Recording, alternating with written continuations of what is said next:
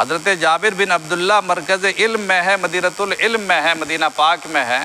ان کو خبر ملی کہ ایک بزرگ صحابی حضرت عبداللہ بن انیس نے اس حدیث کو رسول اکرم علیہ الصلاۃ والسلام سے سنا ہے، تو میں ڈائریکٹ ان سے کیوں نہیں سن لوں، ان کے شاگردوں سے یا ان سے سننے والوں سے انہوں نے سنا تھا، میں ڈائریکٹ ان سے کیوں نہیں سن لوں۔ چنانچہ اب دیکھیے کتنا لمبا سفر ہے۔ پہلے زمانے میں جانور پر یا پیدل سفر کرتے تھے لوگ، سفر کر کے وہاں پہنچے تو حضرت عبداللہ بن انیس رضی اللہ تعالیٰ عنہ کو آواز دیا دروازے پر پہنچ کر، تو حضرت عبداللہ نے پوچھا کون ہے، تو کہا میں جابر ہوں۔ کون جابر؟ کیا جابر بن عبداللہ؟ کہا کہ ہاں حضرت میں جابر بن عبداللہ ہوں۔ حضرت جابر بن عبداللہ بہت مشہور معروف لوگوں میں تھے۔ وہ فوراً گھر سے باہر نکلے، دوڑتے ہوئے آئے اور آ کر لپٹ گئے اور کہا کیسے آنا ہوا؟